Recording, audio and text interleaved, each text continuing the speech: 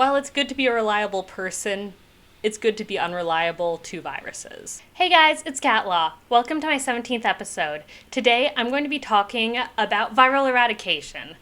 And this will be an overview of what we have or almost have eradicated, why we can't eradicate viruses, and what viruses still exist but could be eradicated in the future.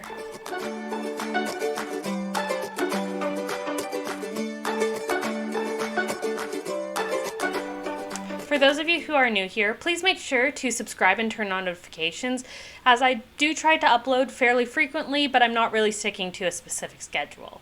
For those of you who are returning, welcome back. For context, I'm a public health communicator, which is a type of science communicator that talks about the social issues, philosophy, and applications of public health, in addition to medical science and healthcare. As a disclaimer, I am not a medical doctor, a public health official, or a public health expert.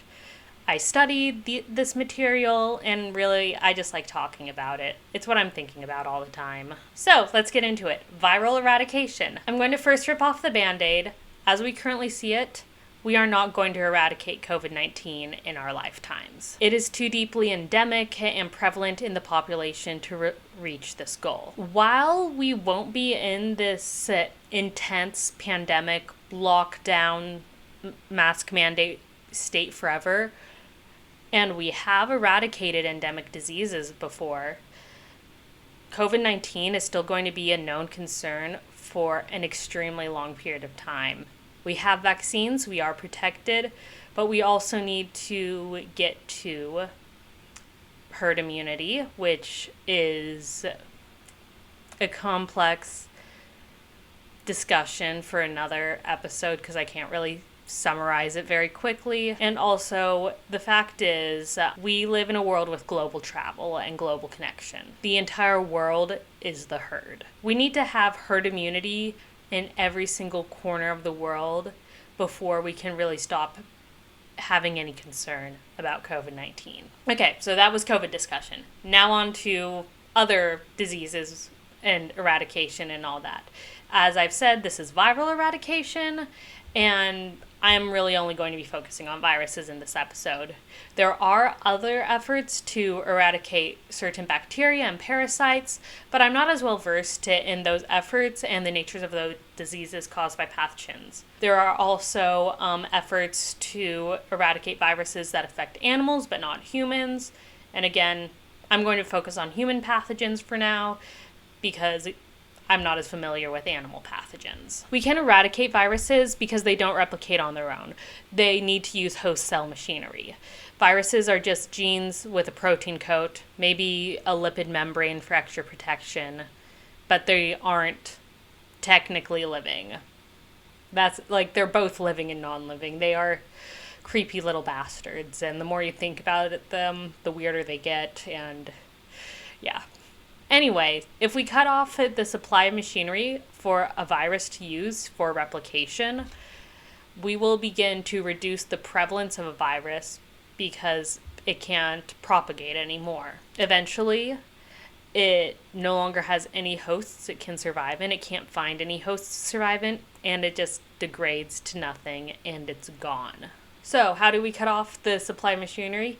Get vaccinated. When you're vaccinated, your immune system is ready and primed to produce antibodies to fight off the virus as soon as it notices any exposure. So the virus won't be able to take hold of your cells to replicate. It can no longer rely on you to be a host to help it. While it's good to be a reliable person, it's good to be unreliable to viruses. Once enough people are vaccinated for herd immunity to happen, the virus just kind of dies within whatever hosts unfortunately get the illness, but because it can't transmit, it can't go on to someone else. And so the person who was sick with this illness, they get over their illness, hopefully they die, unfortunately, whatever happens, but the virus is not transmitted onto someone new, and guess what? The virus just goes away and degrades, and eventually that happens everywhere, and there's no transmission anywhere, there's no propagation of the virus anymore, and we have eradication. The virus is just straight up gone. So when we talk about eradication, we have to appreciate the first vaccine invented and the first disease to be eradicated, smallpox. This was a worldwide effort based on the cooperation between countries and populations by actually listening to their public health officials, because people understood and recognized the damage of this disease. One of the most notable court cases that I really only know about now because it's used to fight against anti-vaccination movements comes from 1905, and it is basically a ruling on if people should be required to get the smallpox vaccine. And they were required to get the smallpox vaccine. There's a lot more about smallpox, and it's all its own thing. And I'm actually reading a book right now that's really interesting because it draws the parallels between bubonic plague, smallpox, and AIDS. And so I'll have another episode just for that. Then, in addition to smallpox, for diseases we've eradicated, we have also eradicated rinderpest, but less people know about it. I'm not even very well versed in it because it is a disease that affected cattle. Humans couldn't contract it, but it's gone, and it was devastating to cattle at a point. So other eradication efforts. We have almost finished the effort to eradicate polio.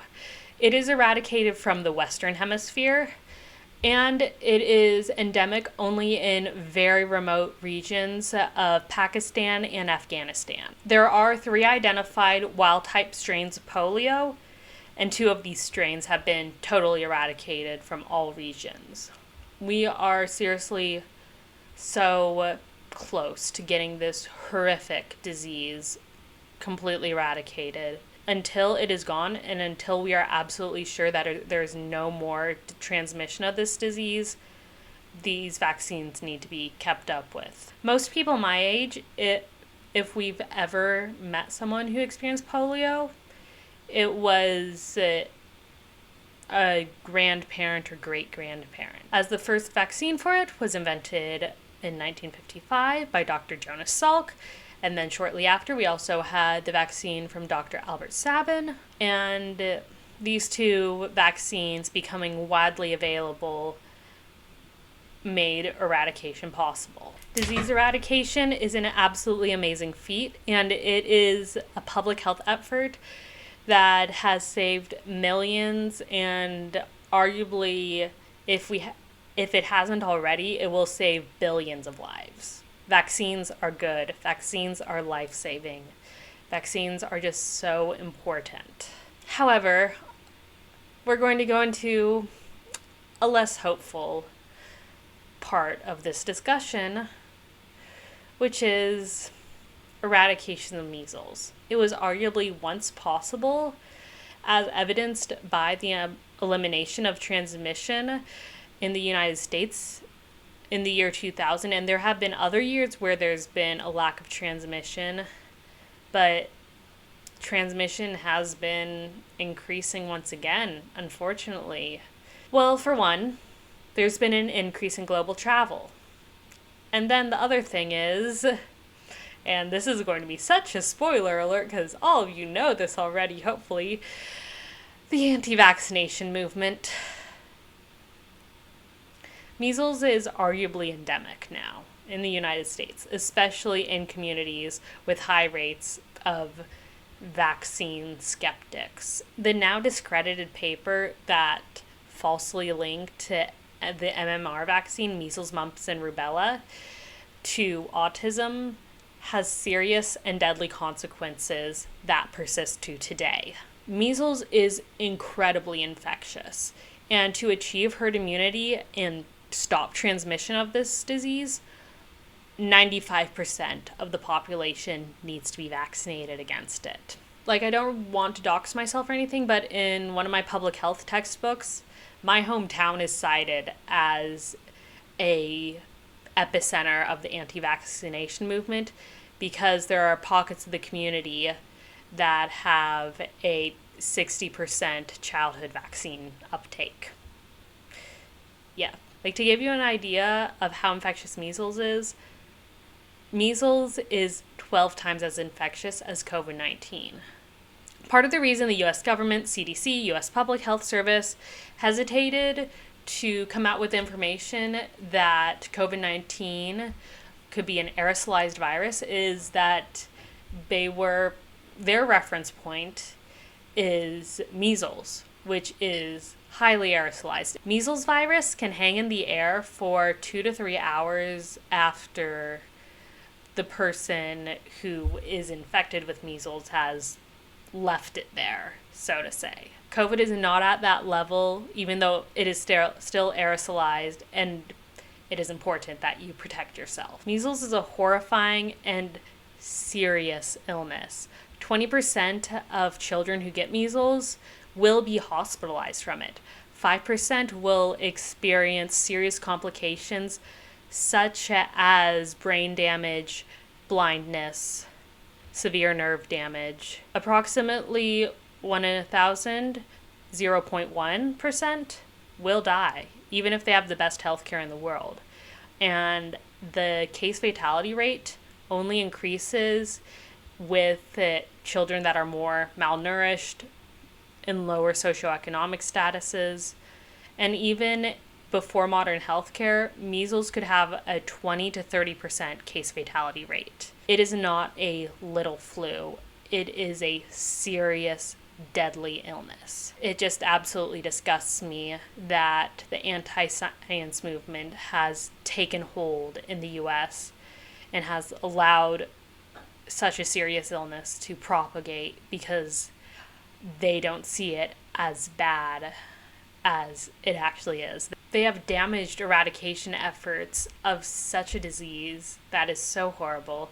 So now, death from something that is so easily preventable now continues to be perpetuated because of this. So, from fully eradicated smallpox to almost eradicated polio to could have been eradicated, but the effort was damaged, measles, let's talk about an illness that the eradication effort hasn't even started, but it is arguably possible, even though there is not a vaccine for this virus, and that is HIV. Despite not having a vaccine, eradication of HIV is possible because of medications that can induce U equals U status. U equals U status means undetectable and untransmissible. An HIV positive person's viral load is so low that it cannot be detected when tested for, and they cannot transmit it to their partner. They can't spread the disease. It's as if the HIV positive person is HIV negative as long as they keep up with their medications. Yes, HIV is a newer virus and it is zoonotic, but since the crossing over event, it has evolved enough from SIV, simian immunodeficiency virus, to only affect humans. Because of the amount of evolution this virus has gone through from what it originally was to what is actually affecting the world today, we can eradicate without concern for animal to human spread. The animal to human spread concern is part of the reason why we can't eradicate influenza. We most likely cannot eradicate COVID-19 or really just coronavirus-based diseases because it will continue to pass over to us. We just need to have proper barriers in place and vaccines at the ready to stop the disease spread in its tracks. Also, as a side note, eradication means no reservoir for the virus to replicate in and nowhere for the virus to exist outside the laboratory. So for HIV, eradication efforts can begin because we need to stop transmission as the first step towards eradication. The efforts will arguably take hundreds of years because we need to wait for those who have HIV to die a natural death. So while eradication efforts can begin, the eradication effort of HIV with our current technology will take hundreds of years because we need to wait for HIV to just not exist anymore. And maybe in the meantime we'll find a cure for HIV. Maybe gene therapies will suddenly become super easily available and people can be cured of HIV. But we'll have to see. And that's viral eradication as we see it today. And one thing when I'm studying viral eradication and reading up on this all, one thing I really think about is how with the COVID-19 pandemic, it just didn't have to be at the level of prevalence that it is we see today, and it could have been at least eliminated from the human population.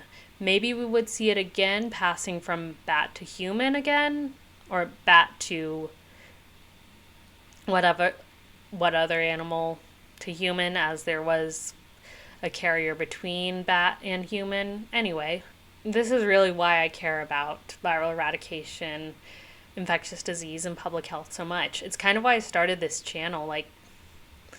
With this channel, I was talking about starting it a couple months before I actually did. But it was always a joke of it would just be me reading off something out of my public health textbook, something from a headline from the news, and then just kind of screaming because of how frustrating this gets with people not caring about public health and not treating it as important as it is. We're in a pandemic. And people act like public health is just a waste of time and money.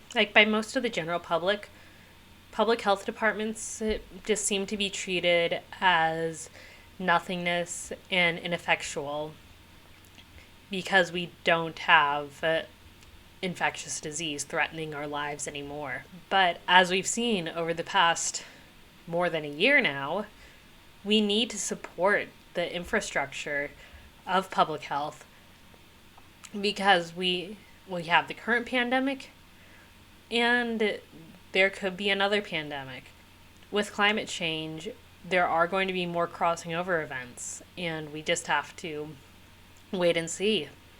And yeah, that's really all I have to say today. Kind of went off on rambliness at the end, bit of a rant. Hope you enjoyed it. Hope you learned something. I do plan on going deeper into smallpox, polio, measles, and HIV in their own specific episodes. This was just a overview of everything. Make sure to subscribe, comment, share. Check out my socials linked below. Check out my episode resources. And until next time, stay safe, wear a mask, get vaccinated, especially as more places are opening up to the entire adult population, in the US at least. And I'll see you later.